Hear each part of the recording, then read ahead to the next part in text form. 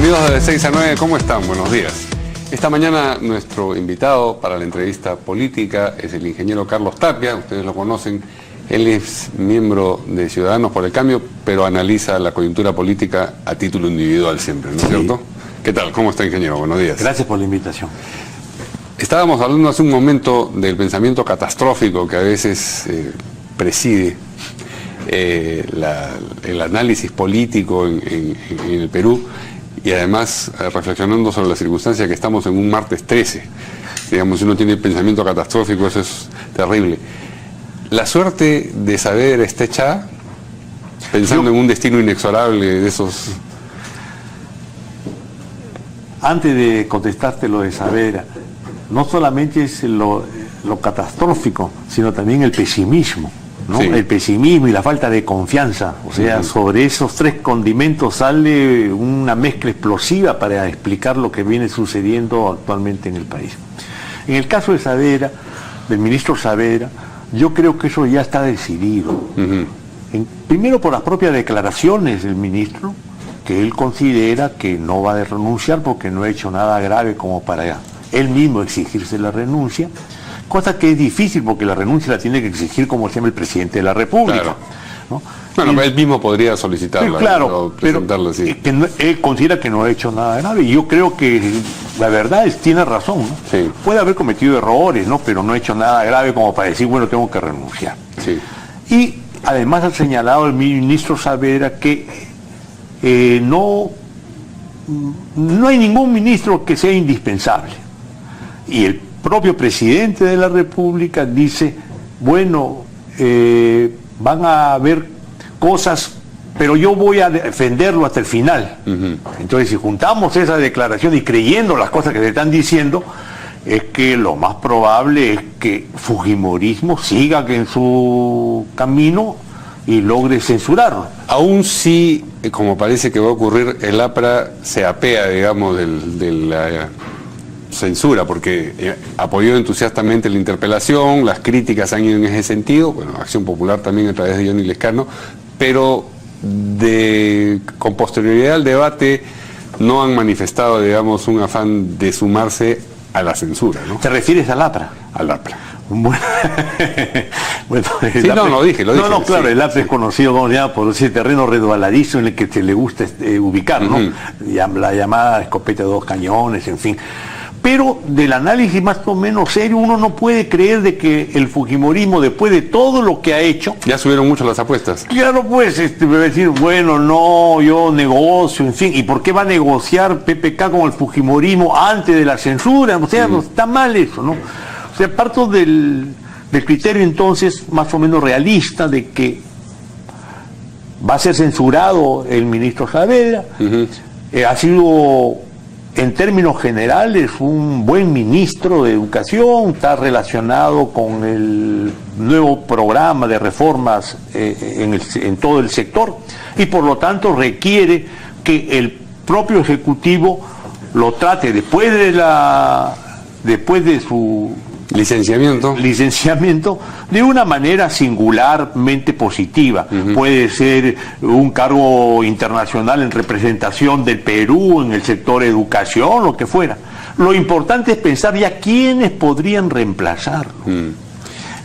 Perdón, termine, sí. Yo creo que podrían ser personas del sector, si hay los viceministros que parece ser también tienen esa misma proyección y calificación, o en algún momento lo he dicho, podrían ser, si la pelea siga, personajes como Nicolás Lin, que ha sido ministro de Educación, o el propio general Mora, ¿no? O sea, mientras que el fujimorismo ha hecho, utilizando su poder en el Congreso, una batalla política de decisión rápida, creo que los que son antifujimoristas, ¿no?, deben de preparar una suerte de guerra más prolongada, porque el poder del fujimorismo en última instancia reside en que existe la mitad de la población que vota por ellos. Pero quizás esta vocación por hacer una guerra que se solucione rápidamente tiene que ver con el costo político de llevar la censura hasta el final. En el escenario que yo le planteaba, el APRA se desembarca del voto de censura, van solos ellos con sus 72 votos a censurar y tienen más que suficiente para hacerlo, sí, pero sale una foto poco favorecedora, digamos, ¿no? Definitivamente. Entonces, de repente, esta vocación de hacerlo rápido es decir, como al mal paso darle prisa. Sí es así. Sí. En las guerras políticas de corto plazo, Sí. cuando se arriesga cosas o se produce decir voy a utilizar mi poder sin límites, Sí. siempre después cargas pasivos. Siempre cargas pasivos, ¿no? ¿Quién pierde más aquí? ¿El Ejecutivo, que también va a tener un Los costo? dos van a perder. Pero, Los dos van a perder. En el corto plazo, sí. curiosamente, yo sostengo de que el que va a perder más es el fujimorismo, ¿no?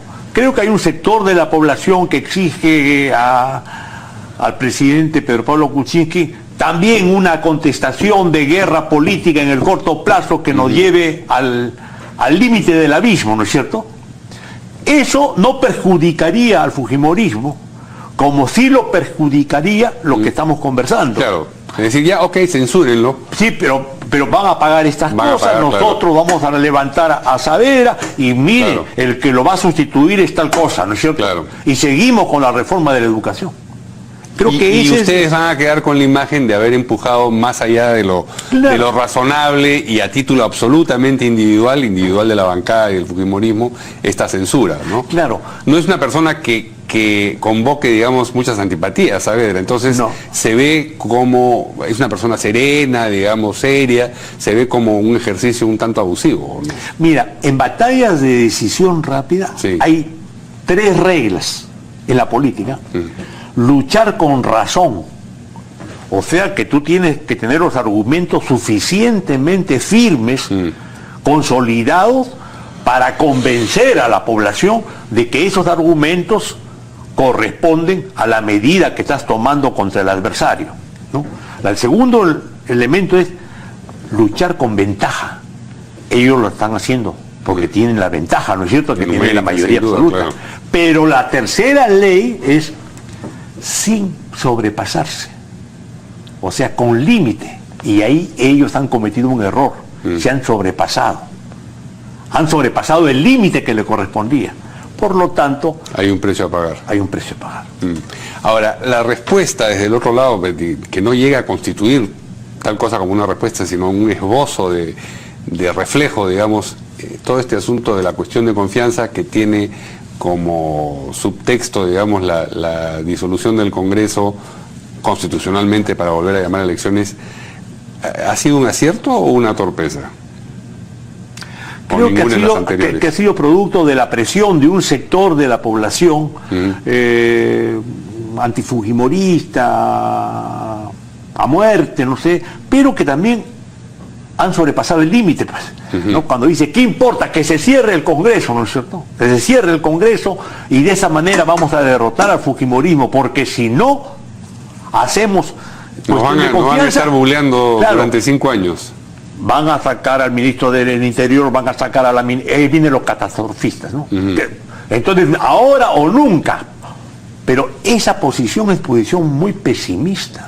¿Por qué? Porque creen que si no se le da la batalla decisiva ahora al fujimorismo, en el tiempo el fujimorismo se va a hacer más fuerte. Esa es la visión pesimista que ellos tienen.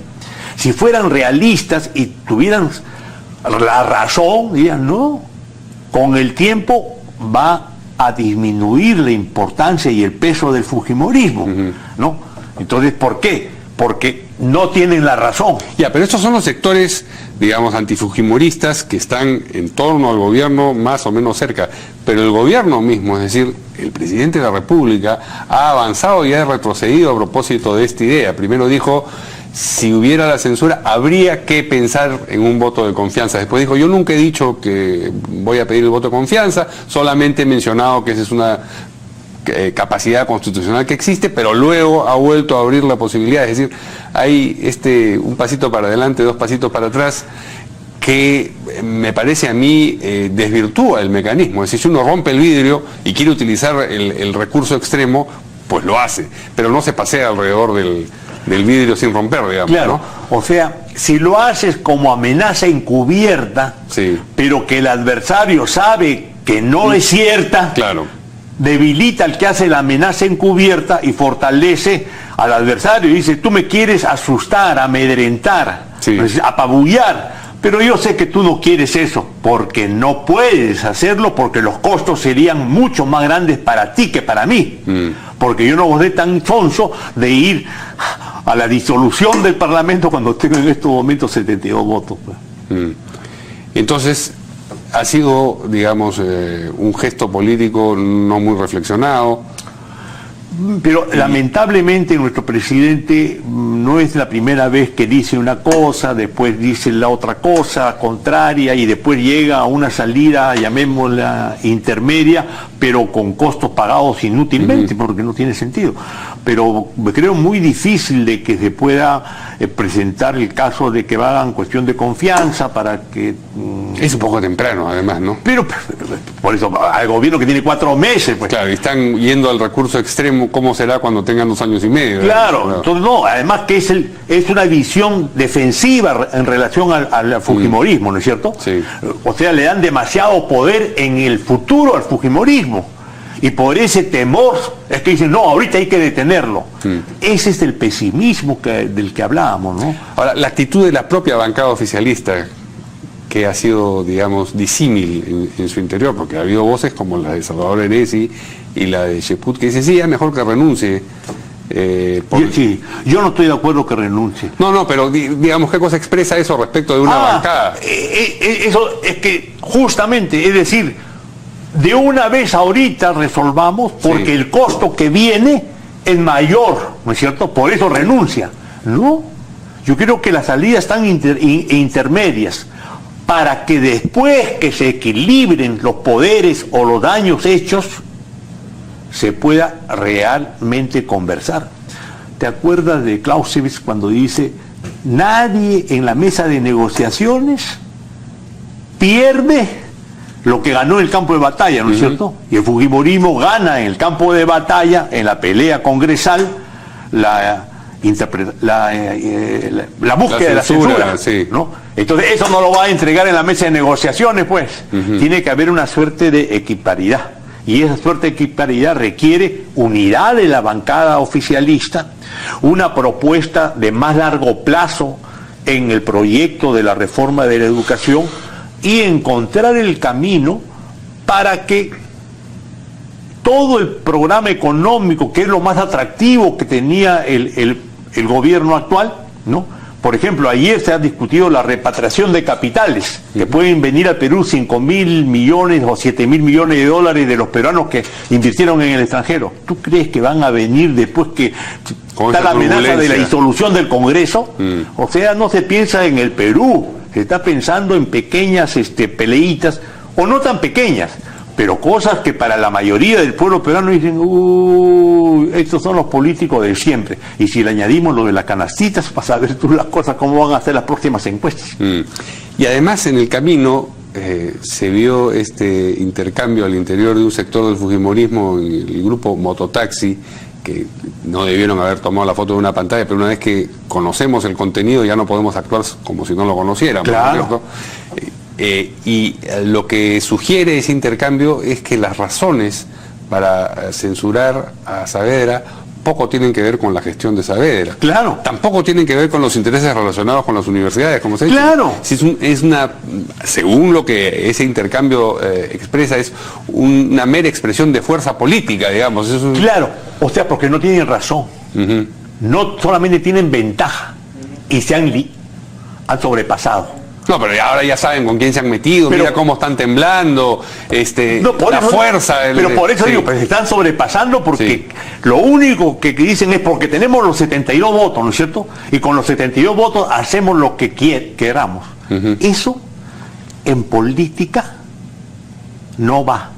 O sea, no es posible eso que entonces hacen lo que quieren, ¿no es cierto? Claro, pero una cosa es verlo desde fuera y decir, parece que esto es lo que ocurre, y otra cosa es conocer la comunicación interna y confirmar que en efecto... Yo estaba confirmado, yo sí creía eso. No, ya, pero es como ver un video, pues. Pero eso ya comenzaron a pagarlo, ¿no es cierto? Sí, claro. Pero mira, y si vemos en el caso del pasivo que está recibiendo el fujimorismo, no hay que dejar de lado una cosa. Kenji Fujimori, por primera vez empieza a ser acusado en la Comisión de Ética por haber regalado computadora, laptop en su semana de representación. Sí. Y eso legalmente, solamente en las campañas electorales se sanciona. Pero ¿qué tal raza? Si tú entregas ahora en tu semana de representación, regalas computadora, laptop o lo que fuere, ¿cómo es que no tiene un sentido equivocado en la política y por lo tanto merecería ser investigado y sancionado?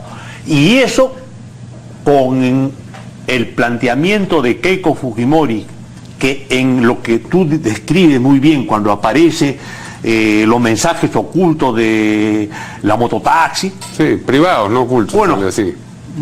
Privados. Sí. Cuando Keiko dice, o los otros dicen, porque estamos juntos. Sí. 3 veces insisten, porque estamos juntos. Una fuerza política que dice, el elemento principal de la victoria es porque estamos juntos, es que tiene al interior, de manera larvada, un intento de disociación de la bancada. Porque si no, no se exalta Pero tanto claro, pues, ¿por qué va a decir la unidad? Estamos juntos, no. La izquierda siempre ha dicho que porque unidos conseguimos. ¿Por qué? Porque siempre estamos dispersos, ¿no es cierto? Sí, claro. O sea, potencialmente hay que ver también eso como uno de los pasivos que se pueden ver en el fujimorismo. ¿Y esta alusión que ha hecho usted a Kenji tiene que ver con esta desunión larvada? ¿Pudiera ser? O sea, ¿Pudiera ser? ¿O se imagina usted más bien, digamos, como ocurre en la bancada oficialista aparentemente, que los representantes de provincias se sienten desplazados del centro de toma de decisiones? Las dos cosas, pero de todas maneras, yo insisto en que si uno, miembro de un partido, de una bancada, hace alusión insistentemente en que porque estuvimos unidos podemos conquistar el cielo, ¿no es cierto? Es porque saben que existe el riesgo de no permanecer unidos. Pues. Bueno, con una bancada de 72 personas. Claro. Y pueden ser las razones. Se pueden partir en 4. Provincianos contra los limeños, los que son del partido con los que no son del partido, son simples invitados del partido. Con los jequistas, claro. Efectivamente. Muy bien, muchas gracias al ingeniero Carlos Tapia por esta interesante conversación y nosotros nos vemos mañana aquí en de 6 a 9. Buenos días.